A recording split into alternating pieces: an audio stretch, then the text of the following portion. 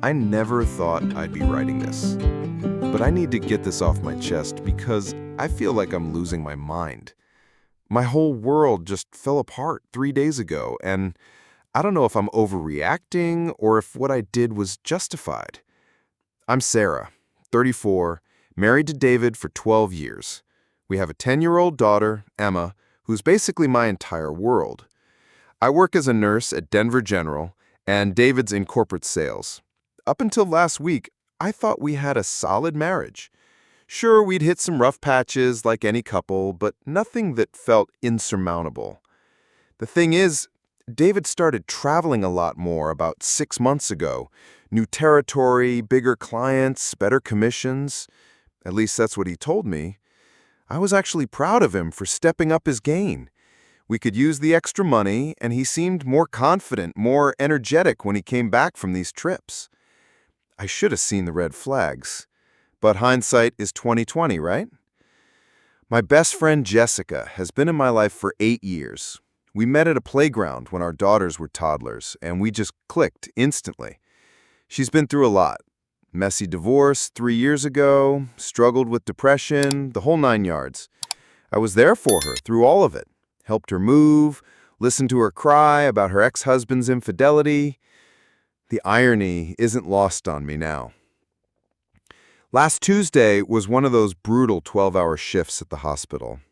We lost a patient, elderly man, reminded me of my grandfather, and I was emotionally drained. I just wanted to do something nice for someone, you know?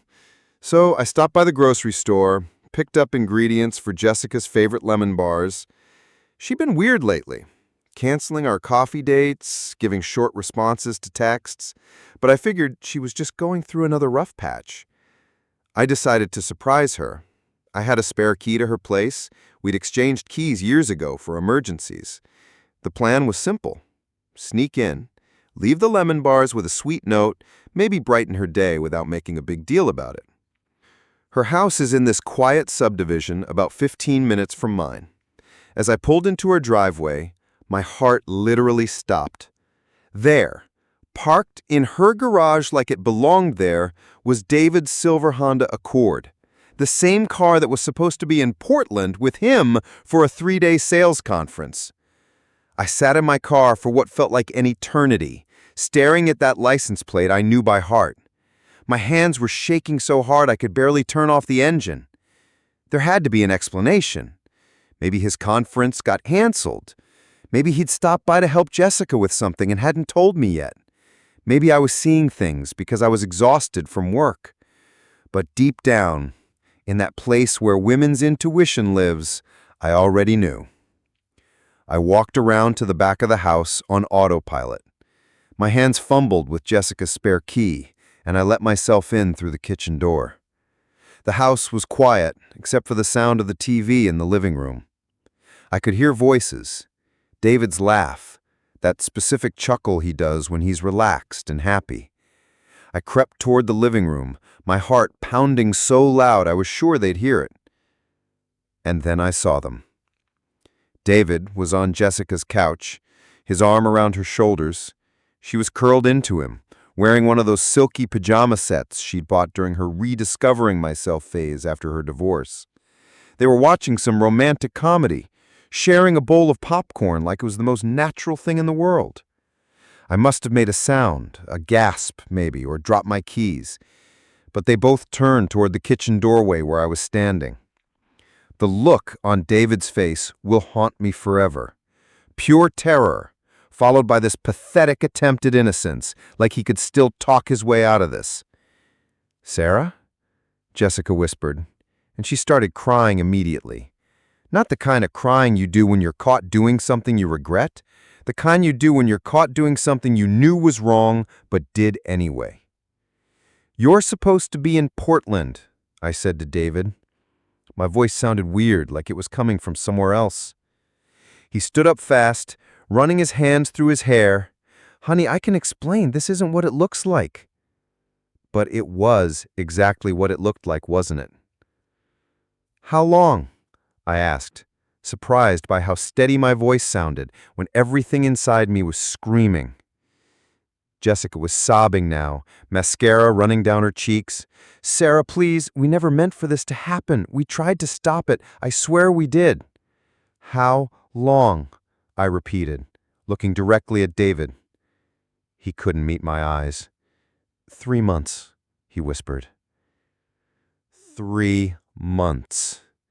3 months of lies, of fake business trips, of him coming home and kissing me goodnight after being with her. 3 months of Jessica listening to me worry about our marriage, about David seeming distant, about whether we needed counseling. She'd sat in my kitchen 2 weeks ago, drinking my coffee, nodding sympathetically when I wondered aloud if David was having a midlife crisis. "The Portland conference," I asked. "There is no conference," he admitted. He kept trying to step toward me, but I backed away every time. "Sarah, please, let me explain. It's not what you think." "You're right," I said, feeling this strange calm wash over me. "It's worse than what I think.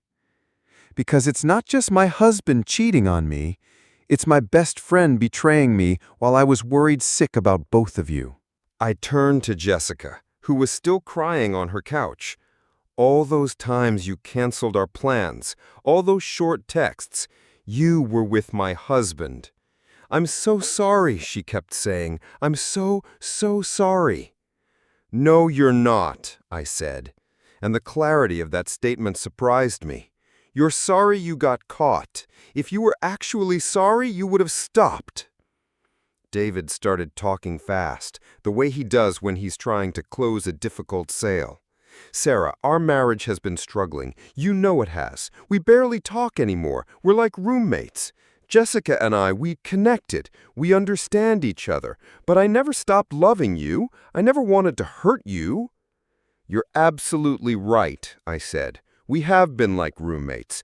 Because for 3 months, you've been living a double life with my best friend while I've been taking care of our daughter and working 12-hour shifts to help support our family." I looked around Jessica's living room, at the candles that were clearly lit for romance, at David's jacket draped over the chair like he belonged there, at the wine glasses on the coffee table. This wasn't a one-time mistake. This was a whole separate relationship. "Does Emma know you're here?" I asked David. His face crumpled. "God, no. Sarah, please don't tell Emma. This has nothing to do with her." "Everything you do has something to do with her. She's your daughter." I felt the first crack in my composure.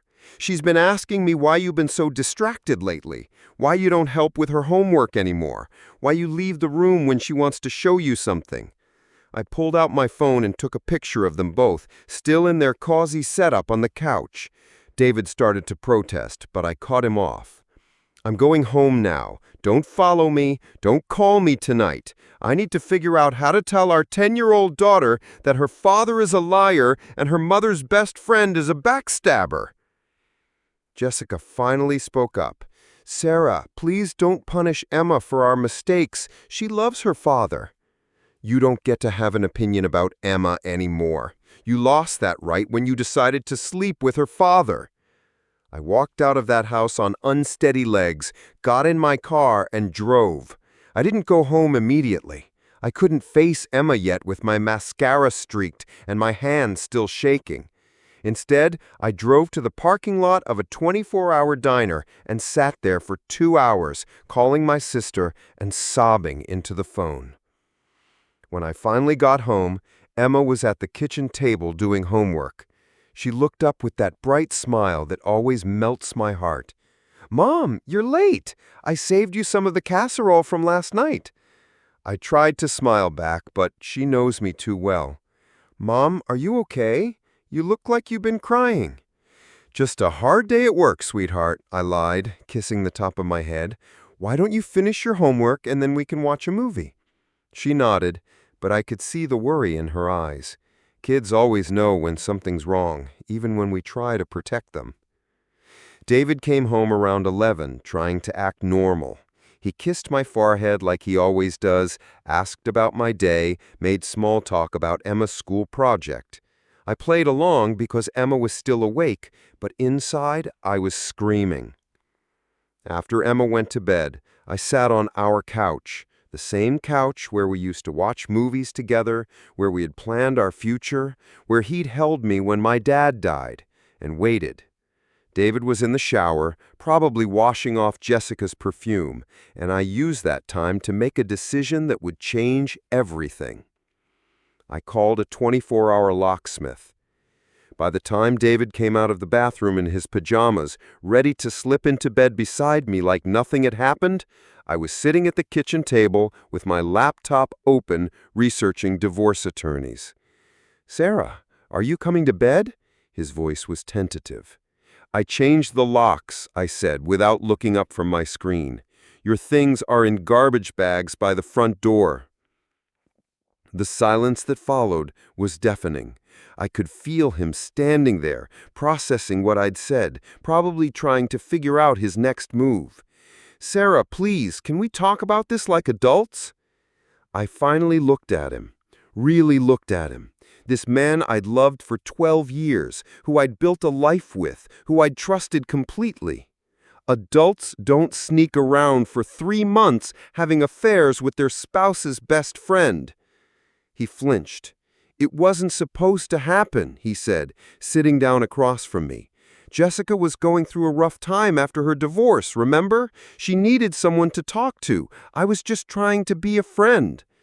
"When exactly did being a friend turn into taking your clothes off in her living room?" He flinched. "It was gradual. We were talking more, texting.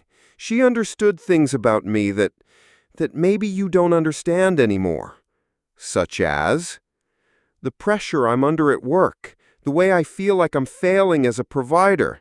Jessica listens without trying to fix everything." I stared at him.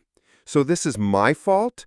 I work full-time, take care of our daughter, manage this household, and somehow I'm the problem because I try to help when you're stressed?"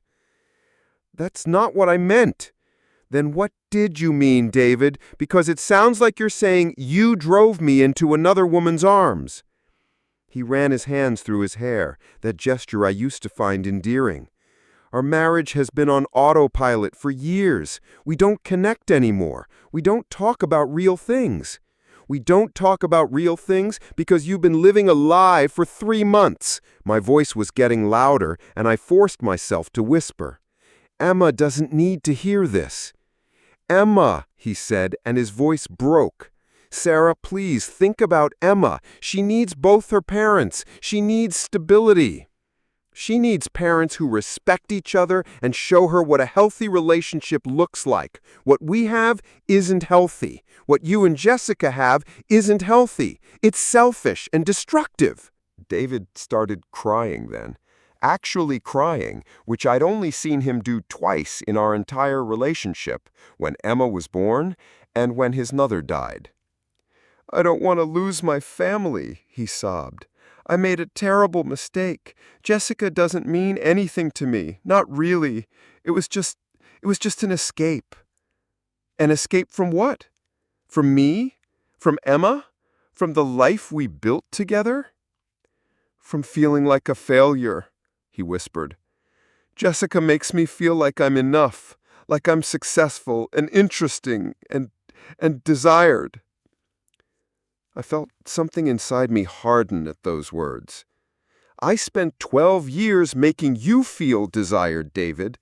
I celebrated every promotion, every success.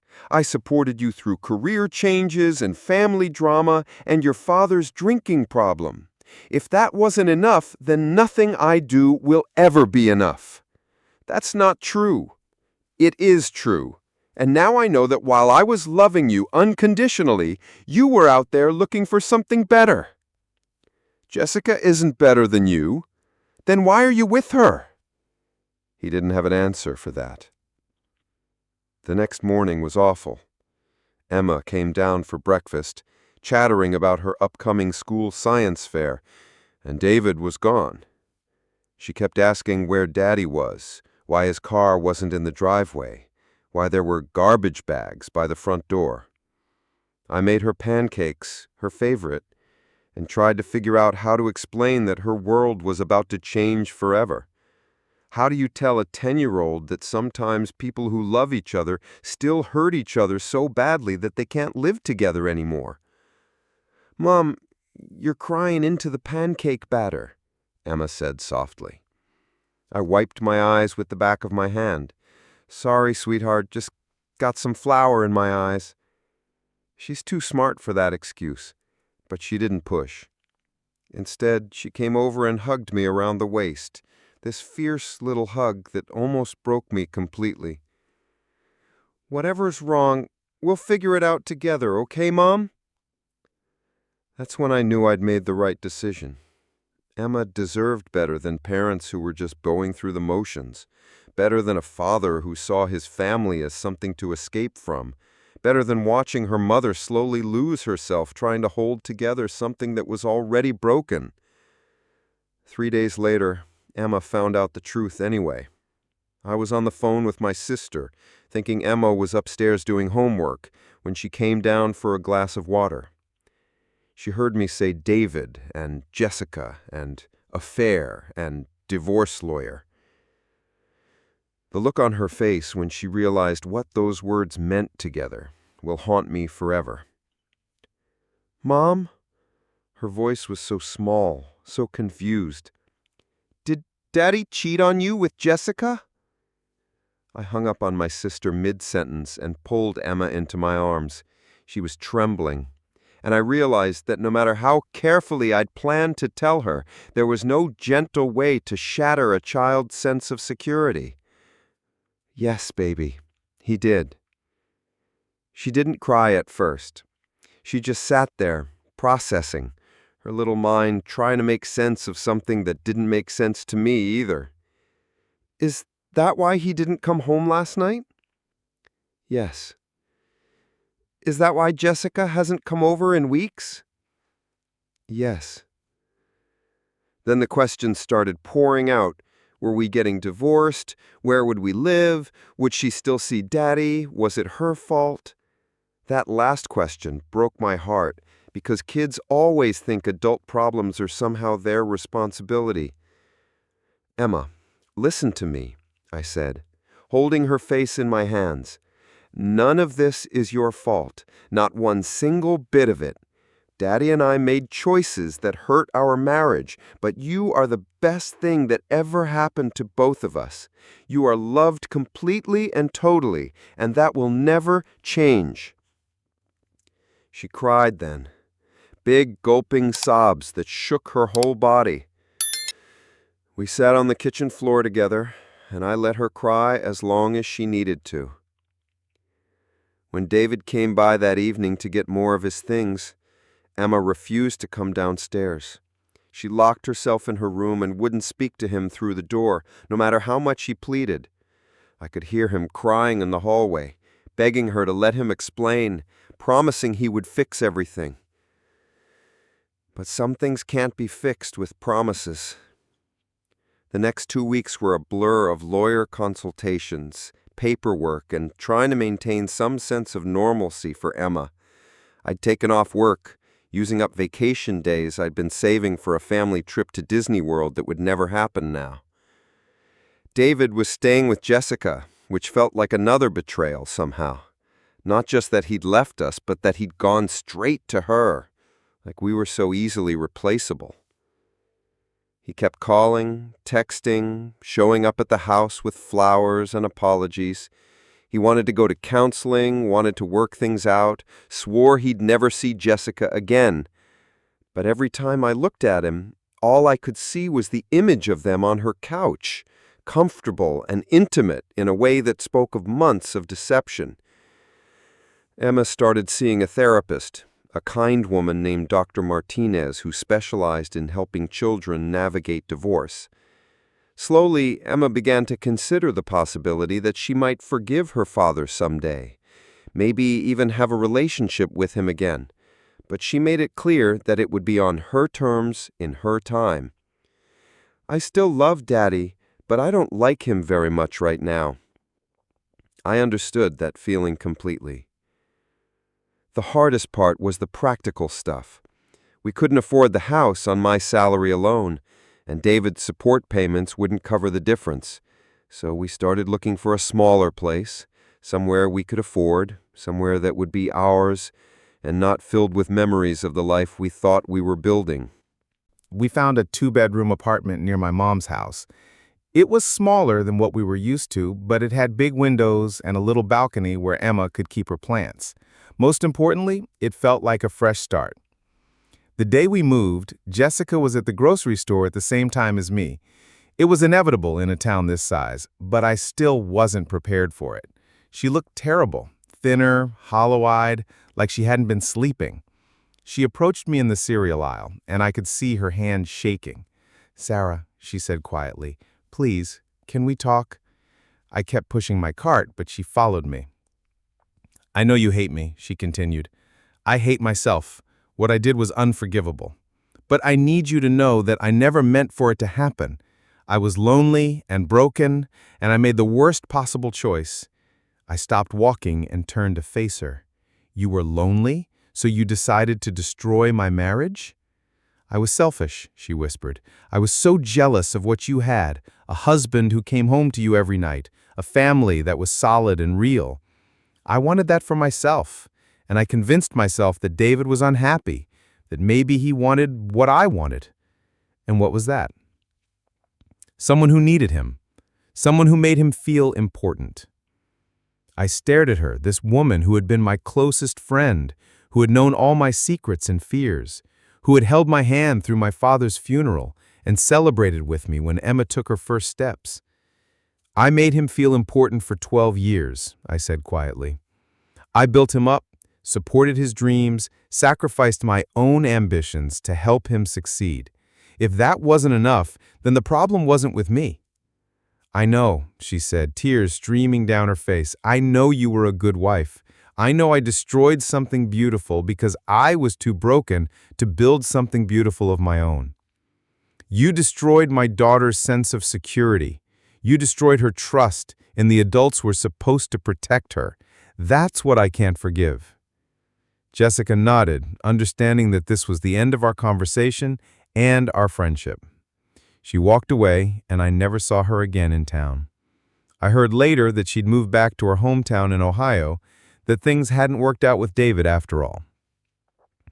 Which brings me to where I am now, a month later, writing this at 2 a.m. because I can't sleep and I keep second-guessing everything I've done. Emma and I have settled into our new apartment. She's decorated her room with fairy lights and has started a small herb garden on our balcony. She's doing better in therapy, though she still has days where she's angry at the world and takes it out on me. Dr. Martinez says that's normal. I'm the safe person to be angry with because she knows I'm not going anywhere. David has been trying to rebuild his relationship with Emma through supervised visits and family therapy sessions. It's slow going, she's polite but distant with him, and he's trying so hard to be the perfect father that it comes across as desperate. Last week, she asked David point blank why he chose Jessica over us. He didn't have a good answer. The divorce is moving forward. David's lawyer keeps pushing for joint custody, but Emma has made it clear she wants to live with me primarily. The judge will ultimately decide, but they usually take the child's preferences into account at her age. Here's the thing that's been eating at me.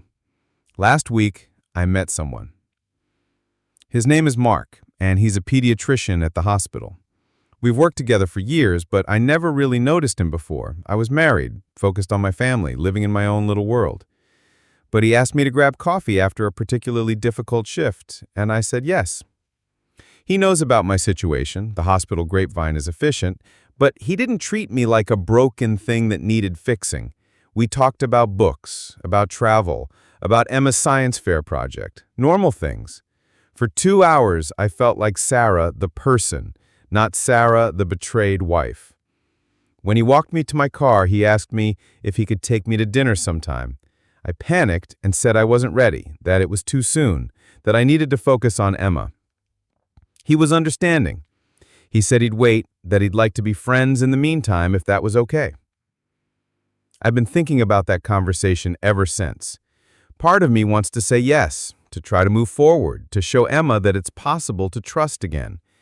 But another part of me wonders if I'm being selfish, if I should focus entirely on helping Emma heal from her father's betrayal before I even think about my own happiness. And then there's the guilt. David keeps telling me that he's changed, that he's in therapy, that he wants to fight for our marriage. His lawyer called mine yesterday with a proposal for reconciliation counseling. Part of me wonders if I gave up too easily, if I should have tried harder to save our marriage for Emma's sake. But then I remember that night in Jessica's living room, the casual intimacy between them, the months of lies. I remember the look on Emma's face when she realized what those words meant. I remember that David didn't just betray me, he betrayed our daughter too. I think about the example I want to set for Emma. Do I want her to learn that marriage means tolerating betrayal? That love means accepting lies? Or do I want her to see that sometimes the bravest thing you can do is walk away from something that's broken, even when it's scary? Emma asked me yesterday if I was sad about the divorce. I told her the truth, that I was sad about the ending of our family as we knew it, but that I wasn't sad about choosing to respect myself. She nodded like she understood, then asked if we could make cookies together. We spent the afternoon baking chocolate chip cookies, flour in our hair, laughing at Emma's terrible jokes, and for the first time in months, I felt something that might have been hope. I don't know if I'll ever be ready to date again. I don't know if Emma will ever fully forgive her father. I don't know if I made the right choice in ending my marriage so quickly, or if I should have fought harder to save it. What I do know is that I'm sleeping better at night. I'm not constantly wondering where David is or who he's with. I'm not parsing his every word for hidden meanings or checking his phone when he's in the shower. The constant anxiety that had become my normal is gone. But I keep wondering, am I the asshole here? Should I have given David a second chance? Should I have tried harder to work things out for Emma's sake? My mother thinks I was too hasty, that all marriages go through rough patches, that I should have considered counseling before I considered divorce. My sister thinks I'm a hero for choosing my self-respect over a broken marriage. Emma's therapist says I'm modeling healthy boundaries. But late at night, when Emma's asleep and the apartment is quiet, I sometimes wonder if I destroyed our family over something that could have been repaired. Then I remember that David made a choice every single day for 3 months. He chose to lie to me, to betray our vows, to risk our family for an affair with my best friend. He chose Jessica over me, over Emma, over the life we'd built together. And when I caught him, his first instinct wasn't to beg for forgiveness, it was to blame our marriage for his infidelity. So I guess my question is, was I wrong to end my marriage immediately after discovering the affair? Should I have given him a chance to prove he could change? Am I being selfish by considering dating again, or am I being smart by trying to move forward? Because honestly, I don't know anymore. All I know is that I'm trying to build a life where Emma feels safe and loved, and where I don't have to worry about being betrayed by the people I trust most. Maybe that makes me the asshole. Maybe that makes me smart. I honestly can't tell the difference anymore. If you enjoyed the story, don't forget to hit that like button and subscribe for more real-life trauma. Got a take on the situation? Drop your thoughts in the comments. We love hearing from you.